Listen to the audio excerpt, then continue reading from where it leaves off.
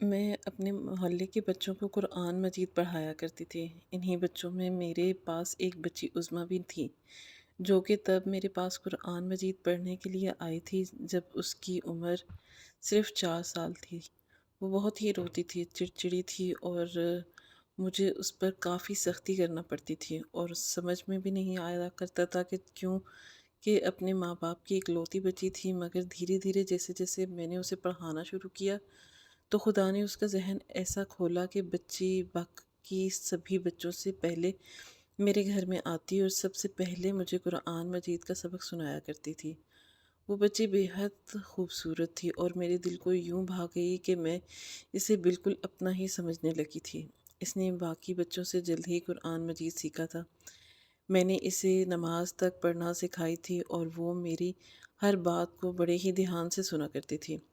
نہ جانے کیوں اس بچی کو مسکراتا دیکھ کر خود بخود ہی میری ایک ٹھنڈی سانس خارج ہوا جایا کرتی تھی۔ اس کے چہرے پر مجھے کئی درد عیاں نظر آیا کرتے تھے، جیسے لگتا تھا کہ جیسے مستقبل میں جا کر اس بچی کو بہت سے دکھ دیکھنے پڑیں گے۔ یہ بچی یوں ہی ہمیشہ ہنستی مسکراتی رہتی تھی، بلکہ بہت جلدی اس سے ساری خوشیاں چھین جائیں گی اور یہ کسی بوسیدہ مکان کی طرح بالکل ویران ہو جائے گی۔ یہ زندگی کی بہاریں دیکھ ہی نہ پائے گی۔ مگر یہ خیال آتے ہی پھر جھڑجھڑی سی لیتی، اس بچی کے سر پر ایک بوسہ دیتی اور اس سے ڈھیروں دعائیں دیتی کہ خدا اسے ڈھیروں خوشیاں دے اور یہ زندگی میں کبھی بھی کوئی غم نہ دیکھے۔ خدا اس کے نصیب کے کرے اچھے کرے۔ مگر مجھے کہاں خبر تھی کہ یہ بچی سچ مچ میں دکھ تکلیف دیکھنے کے لیے اس دنیا میں آئی ہے۔ عظمیٰ اپنے بابا کی اکلوتی بیٹی تھی۔ ہم جس محلے میں یعنی جعفر آباد میں رہتے تھے، کبھی یہ بھی ایک پرانا سا سرگودا کا ایک گاؤں ہوا کرتا تھا۔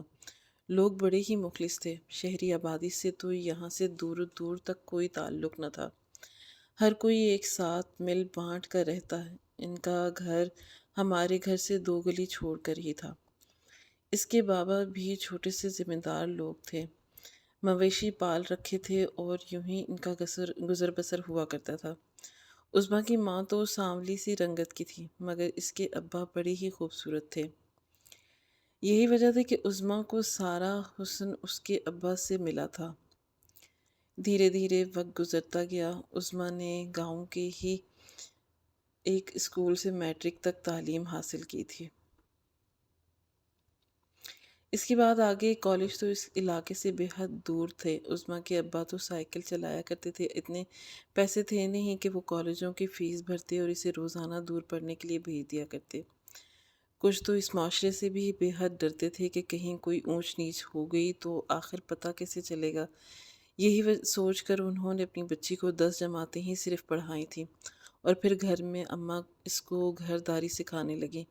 وہ بچی باقی بچوں کی اس طرح ہی مجھ سے دینی تعلیم سیکھ کر گئی تھی، مگر اس پر اس تعلیم کا بہت اثر ہوا تھا۔ ہر وقت یہ باحجاب رہتی تھی۔ گھر سے باہر تو اسے کبھی دیکھا ہی نہیں تھا۔ گھر میں بھی اس کے سر پر ہمیشہ ایک اسکارف رہتا تھا۔ جب بھی اس کو وقت ملتا تو وہ فالتو کی باتوں پر مشغول ہونے کے بجائے قرآن مجید پڑھتی رہتی۔ اس کے قرآن پاک پڑھنے کی آواز تو اس قدر خوبصورت تھی کہ جی چاہتا کہ بس بیٹھ کے سنتے ہی رہو۔ میری تو آنکھوں میں بھی بے ساختہ آنسو آ جایا کرتے تھے، اور میں یہی سوچ کر بس میری یہ طالب علم ہی جو میرے گناہ بخشوا دے گی۔ ایک روز ہمارے گاؤں میں چودھری کی بیٹی کی شادی تھی۔ چودھری گاؤں میں سب سے زیادہ امیر تھا۔ اس کی بہو بھی شہر سے یہاں پر آ رہی تھی۔ چودھری بھی خیر اپنی بیوی کے ساتھ ہی یہاں رہ تھا۔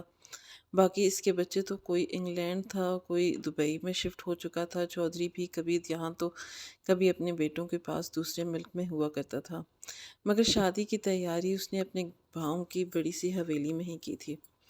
پورے گاؤں کو دعوت دی تھی، جس میں اور عظمیٰ کے گھر والے بھی تشریف لے کر گئے تھے۔ وہاں بھی اس وقت وہ بالکل باحجاب تھی اور سب سے الگ تھلگ ایک طرف بیٹھی رہی۔ اسی فنکشن میں شہر سے آئی ایک عورت کی نظر عظمیٰ پر پڑی۔ ساری ہی لڑکیاں وہاں پر ایک سے بڑھ کر ایک تھیں، مگر جو بات عظمیٰ کی تھی وہ وہاں پر موجود کسی بھی لڑکی میں نہ تھی۔ اس میں ایک ایسی کشش تھی کہ وہ خاتون اس عورت کی طرف کھینچی ہی چلی گئیں۔ باقاعدہ اس کی بات سے بات کی، اس بچی کے بارے میں معلومات حاصل کیں، اور پھر شادی کے چند ہی روز بعد ایک بڑی سی گاڑی ہمارے اس گاؤں میں داخل ہوتی ہوئی دکھائی دی۔ گاڑی کو داخل ہوتا دیکھ کر گاؤں کے شرارتی بچے اپنے ساتھ موجود ٹائر کو لکڑی سے مارتے ہوئے اس گاڑی سے ریس لگا رہے تھے۔ یوں بچوں کی ایک پوری نفری کو اپنی گاڑی کے پیچھے بھاگتا ہوا دیکھ کر گاڑی چلانے والے شخص نے انہیں غصے سے ڈانٹا تھا، مگر وہ بچے کہاں کسی کے سننے والے تھے۔ ایسی بڑی گاڑیاں ہمارے محلے میں بہت کم آیا کرتی تھیں، اکثر تو وہ سبھی چودھری صاحب کی ہی رشتہ دار ہوا کرتے تھے۔ مگر حیرت تو تب ہوئی جب وہ گاڑی آ کر عظمیٰ کے گھر کے باہر کھڑی ہوئی۔ عظمیٰ کے گھر والے تو خود حیران تھے کہ آخر اس بڑے صاحب لوگوں کی ان کے گھر کہاں سے آ چکے۔ گاڑی سے ایک پکی عمر کی عورت اور ایک شخص اترے تھے۔ ہاتھ میں مٹھائی کے ٹوکرے اور کچھ لوازمات موجود تھے۔ گھر میں داخل ہوئے تو ان کے والدین کے ہاتھ پاؤں پھولتے ہوئے محسوس ہونے لگے۔ انہیں تو سمجھ ہی نہیں آ رہا تھا کہ اتنے نفیس لوگ آخر وہ اپنے اس گاؤں میں اس غریب خانے میں کہاں بٹھائیں گے۔ کہاں آخر ان کے لیے کمرہ تیار کیا گیا اور وہاں پر انہیں بٹھایا گیا۔ وہ لوگ بڑی ہی بے تکلفی سے ان کے ساتھ بات کرنے لگے۔ پھر وہ خاتون بغیر تمہید باندھے مسکرا کر کہنے لگیں کہ دیکھیں بہن جی، میری شادی پر آپ کی بیٹی پر نظر پڑی تھی۔ یقین مانیے دیکھتے ہی میں اس کی دیوانی ہو گئی تھی۔ بڑی اچھی اور نیک بچی ہے، اس لیے میں چاہتی ہوں کہ میں اسے اپنے گھر کی بہو بنا کر لے کے جاؤں۔ یقین مانیے میرا ایک لوتا ہی بیٹا ہے، اور میں اس کے لیے ایسی خوبصورت لڑکی دیکھ رہی تھی۔ اپنی بیٹے کے لیے اتنا اچھا رشتہ دیکھ کر دونوں میاں بیوی خوش ہو چکے تھے، مگر اس کے باوجود یہ سوچا گیا کہ جب تک وہ لوگ لڑکے سے اچھی طرح مل کر اور چھان بین نہیں کر لیتے تب تک اس کے لیے رشتے کے لیے ہاں نہیں کریں گے۔ عظمیٰ نے جب خاتون کو دیکھا تو ایک پل کو سوچ میں پڑ گئی۔ کافی پریشان سی بھی ہو چکی تھی۔ جمال اس بارے میں پوچھا تو کہنے لگی کہ اماں میں تو اس خاتون کو دیکھ کر حیران ہوں۔ آپ کی عمر کی خاتون تھی، مگر دیکھو تو اس نے سر پر دوپٹہ ہی نہیں لے رکھا تھا۔ کس قدر تیار تھی، اتنا تو میں کبھی شادیوں پر بھی تیار نہیں ہوئی جتنا وہ تیار ہو کر ہمارے گھر آئی تھی۔ اتنے چمکیلے بھڑکیلے کپڑے اور میک اپ سے لدا ہوا چہرہ، میں تو حیران ہی ہو کر رہ گئی ہوں۔ یہ خاتون آخر تیار ہو کر آئی کیوں تھی؟ عظمیٰ کی ماں نے یہ بات سنی تو ہنس کر اپنی بیٹی کے ماتھے پر بوسہ دے کر بولی، بچی تم تو بڑی ہی سادگی ہو۔ یہ شہری لوگ ہیں، شہری دنیا میں ہے، اور ہمارے گاؤں کی دیہاتی دنیا میں زمین آسمان کا فرق ہے۔ وہاں پر یہ لوگ ایسے ہی رہتے ہیں۔ اچھا ہے نا کہ تم بھی بڑے گھر کی بہو بن جاؤ گی تو اس گھر کی زندگی سے نکل کر باہر چلی جاؤ گی۔ مگر عظمیٰ کسی بھی طرح مطمئن نہیں تھی۔ اس کے بعد اس کی دو نندیں بھی اس کے گھر میں آئی تھیں، جو کہ اسی کی ہم عمر تھی۔ بڑے ہی باریک کپڑے اور جینس شرٹ پہن، بال کھلے، انہوں نے ان کے گھر میں قدم رکھا تو جسے دیکھ کر سر شرم سے جھک گیا تھا۔ وہ تو جب لڑکی والوں کے سامنے آ کر بیٹھی تھی تو بھی اپنے اسکارف لپیٹ رکھا تھا۔ سادگی پسند لڑکی تھی، کپڑے بھی سادہ سے پہن رکھے تھے۔ جلدی چھان بین کرنے کے بعد رشتے کے لیے ہاں کر دی گئی۔ عظمیٰ اور رضوان کا رشتہ طے ہو گیا تھا۔ کچھ ہی عرصے کے بعد دونوں کی شادی ہو چکی تھی۔ شادی بڑے ہی دھوم دھام سے کی گئی تھی۔ عظمیٰ نے تو صاف صاف کہہ دیا تھا کہ میں سادگی سے ہی شادی کرنا چاہتی ہوں۔ یہی ہمارے نبی صلی اللہ علیہ وآلہ وسلم کی سنت ہے۔ جو پیسے اس شادی میں بلا وجہ کے خرافات میں خرچ ہوں گے، اس سے ہم غریبوں کو کھانا کھلا دیں گے، یتیم بچیوں کی شادی کروا دیں گے، تاکہ اس کا ثواب بھی ہمیں ملے۔ مگر ساس تو اس کی بات سن کر ہنس پڑی تھی۔ کہنے لگی کہ بیٹا تم ہمارے خاندان کی بہو بننے والی ہو، اس لیے اپنے انداز و اطوار بھی تھوڑے بہت بدلو۔ خدا کی راہ میں تو ہم ہر وقت ہی خرچ کرتے رہتے ہیں۔ اتنے یتیم خانوں میں ہماری سالانہ آمدنی جاتی ہے۔ وہ اسے گن گن کر بتانے لگی تو وہ مجبوراً خاموش ہو گئی۔ رخصت ہو کر اپنے سسرال پہنچ چکی تھی۔ بلا شبہ وہ گھر کی اس کی توقعات سے زیادہ بڑا تھا۔ شہر کی بڑی بڑی عمارتیں اور پر رونق سڑکیں دیکھ کر وہ تو دنگ رہ چکی تھی۔ کبھی اپنے گھر سے باہر نکلی جو نہ تھی۔ پہلا ہی سفر تھا جو وہ اپنے شوہر کے سنگ کر کے یہاں تک آئی تھی۔ رضوان تو دلہن بھری عظمیٰ کو دیکھ کر ہی اپنا آپ کھو گیا تھا۔ وہ اس وقت دنیا کی سب سے خوبصورت لڑکی لگ رہی تھی اور اس کے حسن کی خوب تعریفیں کرتا رہا اور پھر منہ دکھائی ہوئی بھی مہنگا تحفہ دے دیا۔ اگلی صبح جیسے ہی فجر کی اذان سنائی دی تو اس پر بیٹھی تھی اس کا شوہر ابھی تک یوں ہی سو رہا تھا۔ اسے حیرت کا جھٹکا لگا تھا کہ اذانیں ہو رہی ہیں مگر ابھی تک اس کا شوہر سو کیسے سکتا ہے؟ ارے نماز کا وقت تھا۔ ان کے گھر یہاں تک کہ پورے گاؤں میں یہی تو رواج تھا۔ جیسے ہی فجر کا وقت ہوتا تو سب کے گھروں کی روشنی جل جایا کرتی۔ اگر فجر کی اذان شروع ہو جاتی اور ابھی تک کوئی گھر اندھیرے میں ڈوبتا تو فوراً ہی اسی پل اس کے پڑوس والے جا کر دروازہ بجا دیتے کہ فجر کا وقت ہو چکا ہے، جلدی سے نماز پڑھ لیں۔ عظمیٰ کی بھی یہی پرورش تھی۔ اس نے جلدی سے اٹھ کر اپنے شوہر کو جگانا چاہا مگر اس نے عظمیٰ کو نیند میں ہی کہہ دیا کہ کیا ہے بھائی، سونے دو نا، تم نے پڑھنی ہے تو پڑھو مگر مجھے تنگ مت کرو۔ ان کا پہلا دن تھا اس لیے ذرا جھجک گئی اور خود ہی نماز پڑھی تھی۔ اس نے سوچا کہ ہو سکتا ہے کہ ساس بھی باہر موجود ہوں۔ وہ کمرے سے باہر نکلی تو گھر میں سبھی کمرے بند کیے سو رہے تھے۔ پہلا دن تھا اس لیے اس نے سوچا کہ شاید تھکاوٹ کی وجہ سے کسی کی آنکھ نہ کھلی ہوگی۔ اگلے ہی دن سے تو جیسے اس کی زندگی ہی بدل کر رہ چکی تھی۔ وہ فجر کے وقت کی اٹھی بھوک سے ہلکان ہو رہی تھی مگر یہاں پر تو ابھی تک سبھی سو رہے تھے۔ صبح کے 9 بج چکے تھے جب اس نے گھڑی پر ایک نظر دوڑائی۔ ایک مرتبہ اپنے شوہر کو دیکھا، وہ تو ابھی تک یوں ہی سو رہا تھا۔ وہ اٹھ کر کمرے سے باہر آئی اور ساس کے کمرے کا دروازہ کھٹکھٹانے لگی۔ آخر اتنی دیر تک کون سوتا رہتا ہے؟ اس وقت تک تو سارے گھر کے کام نپٹا چکی ہوتی تھی۔ اپنے پاس آنے والے چھوٹے بچوں کو قرآن مجید بھی پڑھا چکی تھی۔ پھر ابا کے سب مویشیوں کا کچرا اٹھایا کرتی تھی مگر یہاں تو ابھی تک کوئی اٹھا ہی نہیں تھا۔ اس لیے خود ہی کچن میں گئی اور ناشتہ بنانے لگی مگر نہ تو وہاں پر چولہا جلانے کے لیے ماچس اور نہ ہی اسے چائے بنانے کے لیے کہیں پتی ملی تھی۔ اس کو یوں کچن میں کھڑ کھڑ کرتے دیکھ کر ملازمہ کچن میں آ چکی تھی۔ نئی نویلی دلہن کو کچن میں دیکھ کر کہنے لگی کہ بی بی جی آپ اتنی جلدی کیوں اٹھ گئیں؟ اس با کی آنکھیں حیرت سے کھلی تھیں۔ وہ دیکھ کر کہنے لگی کہ 10 بج چکے ہیں، ابھی بھی جلدی سے؟ کیا تو ملازمہ اسے بتانے لگی کہ یہاں پر تو کوئی بھی 12 بجے سے پہلے نہیں اٹھتا۔ کبھی سب کے لیے ناشتہ بنتا ہے، یہاں کوئی پراٹھا اور چائے وغیرہ نہیں پیتا بلکہ ناشتے میں سبھی تازہ جوس یا کافی پیتے ہیں اور ساتھ ہی بریڈ جیم کھاتے ہیں۔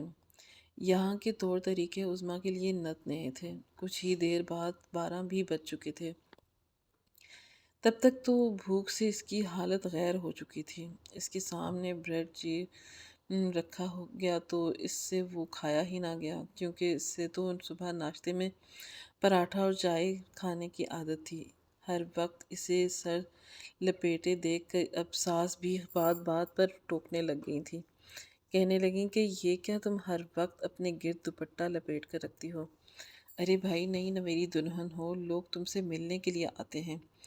ہمارا سوشل سرکل بہت بڑا ہے۔ اگر تم یوں ہی ہر وقت اس دوپٹے کو خود پر لپیٹ کر رکھو گی تو بھلا لوگ پر تمہارا کیا امپریشن جائے گا؟ آج ہمارے بہت ہی خاص مہمان آنے والے ہیں، اس لیے بہتر ہے کہ تم اگر ہو سکے تو دوپٹہ بالکل بھی نہ کرنا۔ اگر کیا بھی تو کم از کم ایک طرف کندھے پر لٹکا دینا۔ کسی بوڑھی دادی کی طرح دوپٹے کو لپیٹ کر نہ چلی آنا۔ عظمیٰ نے جب ساس کی یہ بات سنی تو وہ تھوڑی پریشان سی ہو گئی۔ وہ تو کبھی اپنی ماں کے سامنے بھی بغیر دوپٹے کے نہیں گئی تھی، مہمانوں کے سامنے جن میں مرد اور ان کے ہم عمر لڑکے تھے، بھلا ایسے کیسے چلی آتی؟ بہرحال شام کو مہمان آئے تو مجبوراً اسے حجاب کی بجائے فقط دوپٹہ ہی سر پر رکھ کر باہر آنا پڑا کہ یہ کیا پرانے زمانے کی لڑکی کو اپنے گھر کی بہو بنا کر لے آئی ہو۔ اتنی خوبصورت لڑکی ہے، لیکن اگر تھوڑا بہت سچ سمجھ کر رہے تو وہ اس دوپٹے کو کرنا چھوڑ دے تو دیکھو تمہاری بہو کیسے ہر آنکھ کا تارا ہو جاتی ہے۔ ایسی باتیں سن کر اس باتوں پر پریشان سی ہو چکی تھی۔ بھلا یہ لوگ کیسے ہیں جو سر سے دوپٹہ اتروا کر اور نیم برہنہ کپڑے پہنا کر ہی خوبصورتی کو تولا کرتے ہیں؟ ارے اصل خوبصورتی تو عورت کا کردار اور اس کا اخلاق ہوا کرتا ہے۔ رضوان بھی باقیوں کے ساتھ ہنس ہنس کر باتیں کر رہے تھے۔ وہ لوگ ہاتھ لاتے ایک دوسرے کے ساتھ کندھوں سے کندھے ملا کر بیٹھے تھے۔ عظمیٰ کو یہ بات بڑی ہی عجیب لگ رہی تھی۔ اسے لگ رہا تھا جیسے وہ کسی اور ہی دنیا میں آ گئی ہو۔ بہرحال وہاں سے جانے کا موقع ہی ڈھونڈ رہی تھی کہ جب اسے مغرب کی اذان سنائی دی۔ مغرب کی اذان سنتے ہی اسے ایک جھٹکا سا لگا، کیونکہ اس پر رضوان نے اپنے موبائل پر ایک گانا چلا رکھا تھا۔ وہ گانا سن کر عظمیٰ کی روح کانپ چکی تھی۔ وہ استغفار کا ورد کرنے لگی، مگر اس سے بھی بڑھ کر جو بات اسے تکلیف دے رہی تھی وہ یہ تھی کہ اذان ہوتی رہی تھی اور رضوان نے وہ گانا بند نہ کیا تھا۔ مجبوراً عظمیٰ کو خود بول کر اپنے شوہر کو کہنا پڑا کہ آپ کو اذان کی آواز نہیں آ رہی؟ آپ اس گانے کو بند کیوں نہیں کر دیتے؟ کتنا سخت گناہ ہوتا ہے جب ایک مومن بندہ گانے سنتا رہے، اور اذان کے وقت اذان کا ادب اس طرح سے کرنا چاہیے کہ منہ سے الفاظ تک نہ نکلیں، اور آپ الٹا گانے کی آواز مزید اونچی کر رہے ہیں۔ یہ سن کر سب کی بولتی بند ہو چکی تھی، مگر وہیں ساس کا پارا بھی ہائی ہو چکا تھا۔ جیسے ہی مہمان گئے تو ساس بھی بڑھ چکی تھی۔ اس نے رضوان کے کان اس کی بیوی کے خلاف بھرنا شروع کر دیے تھے۔ رضوان جو اپنی بیوی کی باتیں سن کر تھوڑا بہت خود کو بدلنا چاہتا تھا، جب ماں کی بات سنی تو وہ بھی اکڑ چکا تھا۔ اس نے آ کر کمرے میں عظمیٰ کو صاف صاف الفاظ میں کہا کہ آئندہ کے بعد یوں مہمانوں کے سامنے تم نے زبان چلائی تو پھر دیکھنا تمہارے لیے اچھا نہیں ہوگا۔ شوہر کی بات سن کر عظمیٰ خاموش ہو چکی تھی۔ اگلے روز جب وہ فجر کی نماز کے لیے اٹھی تو اس نے سب کو اٹھانا شروع کر دیا، نہ صرف شوہر کو بلکہ اپنی ساس اور اپنی نندوں کے کمرے بھی کھٹکھٹائے تھے۔ منہ اندھیرے یوں دروازے پر دستک سن کر سبھی چونک کر اٹھ گئے تھے کہ نہ جانے کیا ہو گیا۔ جلدی کمرے سے باہر نکل کر ایک دوسرے کو دیکھنے لگے۔ جب سب کو یوں حیران پریشان کھڑا دیکھا تو عظمیٰ کہنے لگی کہ نماز کا وقت ہو چکا ہے، چلیے سب لوگ وضو کیجیے اور نماز پڑھیے۔ ساس کا پارا ہائی ہوا تو وہ غصے سے اس کو دیکھنے لگی، کہنے لگی کہ تم نے پڑھنا ہے تو بڑی دیندار بنتی ہو، بنو، ہماری نیندیں کیوں حرام کر رہی ہو؟ یہ تمہارا گاؤں نہیں ہے جہاں پر تم ڈھول بجاتی پھرو گی۔ آئندہ کے بعد اگر تم نے یہ حرکت کی تو پھر دیکھنا۔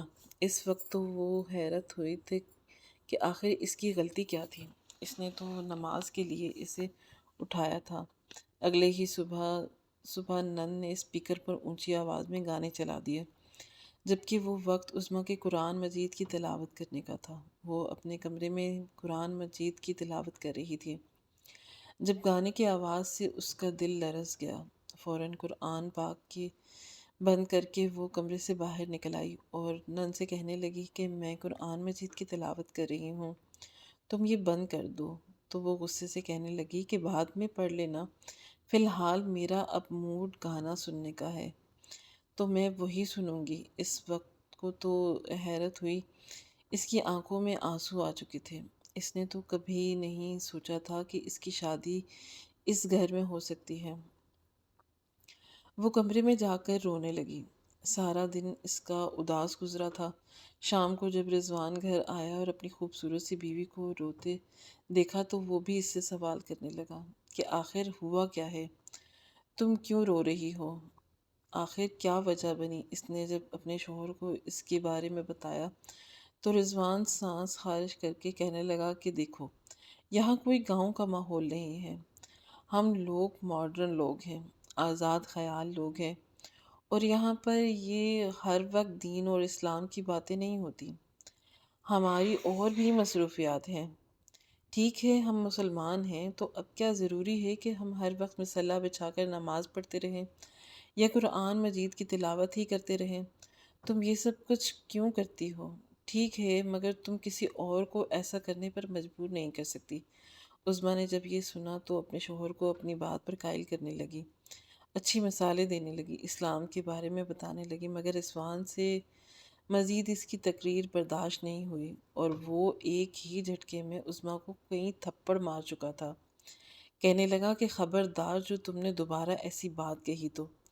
وہ جب بھی نماز کرنے کے لیے جاتی تو جان بوجھ کر اس کی نند اور ساس بلند آواز میں یا تو ٹی وی لگا لیا کرتی یا پھر اپنا شروع کر دیتی۔ اگر وہ دیکھو کہتی تو اس کی شکایات رضوان سے کرتی کہ اپنی بیوی کو کہہ دو کہ زیادہ دین کی ٹھیکیدار نہ بنے، اپنی عبادت اور نیک پروین بندے کی چاہ اپنے تک ہی رکھے، ہر وقت نماز کا بہانہ بنا کر ہمارا جینا حرام کر رکھا ہے۔ ماں کی بات سن کر رضوان مشتر ہو چکا تھا، وہ تو ویسے ہی نماز ادا نہیں کرتا تھا، رضوان نے تو کبھی جا کر عید کی بھی نماز نہیں ادا کی تھی۔ کہنے لگا کہ آخر آج کے بعد میں تمہیں نماز پڑھتا ہوا نہ دیکھوں اور نہ مجھ سے برا کوئی نہیں ہوگا۔ عظمیٰ کو تو اپنا سانس رکتا ہوا محسوس ہوا تھا، کہنے لگی کہ میں مر جاؤں گی مگر نماز پڑھنا نہیں چھوڑوں گی۔ وہ کوشش یہی کرتی کہ رضوان سے چھپ کر پہلے نماز ادا کر لیا کریں۔ اس روز ساری رات اس کی بڑی بے چینی سے گزری تھی، نہ جانے کیا تھا جو اسے پریشان کیے ہوئے تھا۔ ساری رات وہ خدا سے سرگوشیوں میں باتیں کرتی رہی۔ اس کے جسم پر نیل اور زخموں کے نشان تھے جو رضوان نے صرف اسے اس لیے مارے تھے کہ وہ نماز یا قرآن پاک نہ پڑھے۔ فجر کی اذان سنائی دی تو رضوان نے غصے سے تکیہ اٹھا کر اپنے کانوں پر رکھ لیا اور زبان سے خرافات الفاظ نکالنے لگا، کیونکہ اذان اس کی نیند میں خلل کر رہی تھی۔ یہ دیکھ کر عظمیٰ رونے لگی، فوراً وضو کیا اور جائے نماز بچھا کر نماز پڑھنے لگی۔ بے ساختہ سجدے میں جاتے ہی اس کی آنکھوں سے آنسو گرنے لگے تھے۔ وہ اپنے شوہر کی ہدایات کے لیے دعا کرنے لگی تھی۔ وہ اپنی زندگی سے تو جدا ہو سکتی تھی مگر اپنے رب کے حضور پیش ہونے سے بلا خود کو کیسے روک سکتی تھی؟ اس کی دبی دبی سی سسکیوں کی آواز سن کر رضوان اٹھ چکا تھا۔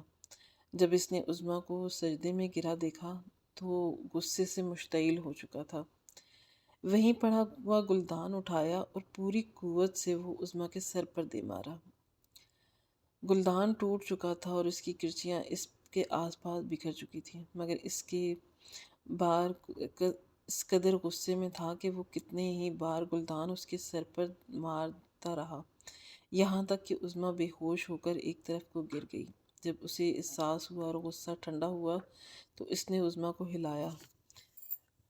فرش پر خون سا بھر چکا تھا، عظمیٰ کی سانس رک چکی تھی۔ اس نے فوراً اپنی ماں اور بہنوں کو بلایا، عظمیٰ کو اسپتال لے جایا گیا مگر وہ تو مر چکی تھی۔ ہر کوئی وجہ پوچھ رہا تھا مگر وہ کیا وجہ بتاتا؟ اس نے تو اپنے ہاتھوں سے اپنی بیوی کی جان لے لی تھی۔ ڈاکٹر نے پوچھا تو یہی بہانہ بنایا کہ لباس کے لیے اٹھی تھی، سیڑھیاں اتر رہی تھی کہ جب اس کا پیر پھسل گیا۔ سر سیڑھیوں پر لگنے کی وجہ سے یوں پھٹ چکا ہے۔ جب عظمیٰ کی خبر پہنچی تو میری تو جان ہی نکلی تھی۔ عظمیٰ کے بابا بہت رو رہے تھے۔ وہ لوگ جب بیٹی کے سسرال جانے لگے تو گاؤں کے جتنے مرد اور خواتین باقاعدہ یہ بھی بس میں بیٹھ گئے، عظمیٰ کے گھر گئے تھے۔ ہم سب کو ایک ساتھ دیکھ کر ان لوگوں کی تو ہوائیاں اڑ گئی تھیں۔ صاف ظاہر تھا کہ کچھ ہوا ہے۔ 2 دن جب اپنی آنکھیں جو یہ آنسو کے ساتھ صاف کر رہی تھی، عظمیٰ کا چہرہ دیکھا تو ایک پل کو جھٹکا لگا تھا۔ اس قدر نورانی چہرہ تھا اس بچی کا، ایسے لگ رہا تھا جیسے مسکرا رہی ہو اور وفات نہ پائی ہو بلکہ سو چکی ہو۔ صرف اتنی ہی نہیں، اس کے پاس سے کئی عورتوں کو کہنا تھا کہ میت سے بڑی ہی خوشبو آ رہی ہے۔ بے شک یہ بچی جتنی بھی کچھ تو غلط ضرور ہوا ہے اس کے ساتھ، مگر جب عظمیٰ کی میت اس گھر سے نکلی تو اس کے ماں باپ نے اس گھر کے صحن میں کھڑے ہو کر یہی کہا تھا کہ خدا ہماری بچی کے ساتھ انصاف ضرور کرے گا۔ ہم لوگ وہاں سے واپس آ چکے تھے، مگر اتنے سال بیت جانے کے باوجود عظمیٰ کا وہ معصوم سا چہرہ میری آنکھوں کے سامنے سے آ جاتا ہے، اور ہمارا معاشرہ کس طرف جا رہا ہے۔ آج کل کے نام نہاد ہاتھ مسلمان صرف اس لیے مسلمان کہلائے جاتے ہیں کیونکہ جب وہ اپنی ماں کے بدن سے آزاد ہو کر اس دنیا کی قید میں آتے ہیں تو ان کے کان میں آذان دی جاتی ہے، برائے نام ہی صحیح انہیں دینی تعلیمات دی گئیں، اور پھر آج کل کی مائیں بھی بھول ہی چکی ہیں کہ بچوں کو صرف دینی تعلیم نہیں دینی بلکہ اس پر عمل بھی کروانا ہے۔